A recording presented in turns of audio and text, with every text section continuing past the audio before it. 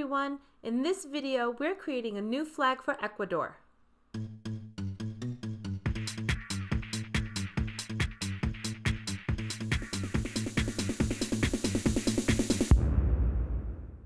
This is the current flag of Ecuador. We recommend you check out our Ecuador flag review video. We won't spoil it by revealing the score, though we can say it fell far short of a perfect score. So what are the issues with the flag? The biggest problem with the flag is the fact it bears the country's coat of arms. This makes the flag extremely complicated and very difficult to reproduce accurately. The coat of arms meant the flag scored very poorly in 3 out of the 5 principles of flag design.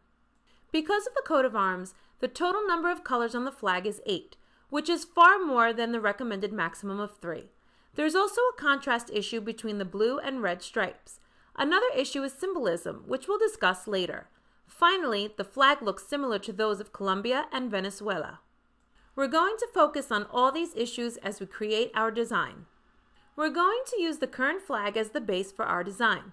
Given that the coat of arms is by far the biggest problem with the flag, we're going to remove it. Now we're left with a far simpler design with 3 horizontal stripes. What we have right now is a flag that's virtually identical to Colombia's flag, so obviously we have more work to do. Our next step will be to solve the contrast issue between the blue and red stripes. We're going to do this by swapping the blue and yellow stripes so that now the lighter yellow stripe separates the darker blue and red. We're going to keep the same proportions of the stripes, which is to say that the top stripe is the same width as the other 2 combined. The flag is now distinct from that of Colombia. This design is also distinctive among other sovereign countries, so we could just keep the flag the way it is now. However, we're going to take one last step. Though we like the simplicity of the flag, we want to add something to give it more character and really make the flag stand out. For this, we're going to look at the coat of arms on the current flag. Like a number of other flags in the region, Ecuador has an image of the sun on their flag. We're going to take the sun, modify it, and place it on our flag. And this is our completed design. Here are our thoughts on our design. We wanted to maintain strong links to the current flag by keeping the 3 main colors. Another way was to keep the same stripe proportions. In doing this, however, the blue became the most dominant color over the previous yellow dominance. This is why it made sense to create a yellow charge and to place it on the blue stripe. It worked out beautifully that we had a yellow sun on the current flag that we could use on the blue stripe, and thus bringing back the prominence of the yellow color. We placed it in the canton, which is the upper portion of the flag nearest to the flagpole. So what about symbolism? With the current flag, there is no official symbolism regarding the 3 stripes, but a few theories exist. The most common idea is that yellow stands for the fertility of the crops, blue stands for the sea and sky, while the red stands for the bloodshed of the people who fought for independence. There is plenty of symbolism with the coat of arms. We described the symbolism in our Ecuador flag review video if you want to check it out. In this video, we'll just mention the element we've taken for our design.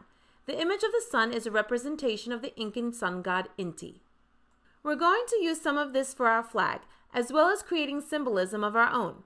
The blue represents the sky, the yellow represents the country's crops, while the red represents the bloodshed of the people.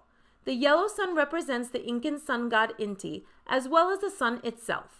The sun holds special significance for Ecuador, given the fact the equator cuts through the country. If we were to review the flag using the 5 basic principles of flag design, the flag would score very highly. The flag falls just short of a perfect score for simplicity, because our 16-ray sun is a little tricky to draw accurately from memory. The flag has good symbolism.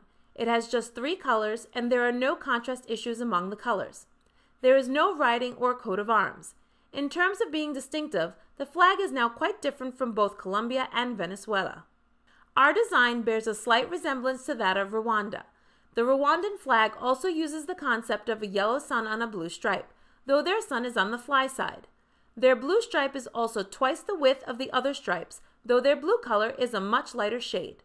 A big difference between the flags is the bottom stripe colors are different, green for Rwanda and red for our design for Ecuador. Taken as a whole, these flags are easy to tell apart, and our flag gets top marks for being distinctive. Our overall score for the flag would be 9.7 out of 10. So what do you guys think? Did we make the right call in using the sun design? What do you think about the other decisions we made? Let us know your thoughts in the comments. Remember to hit the subscribe button and check out our other videos. Thank you for watching.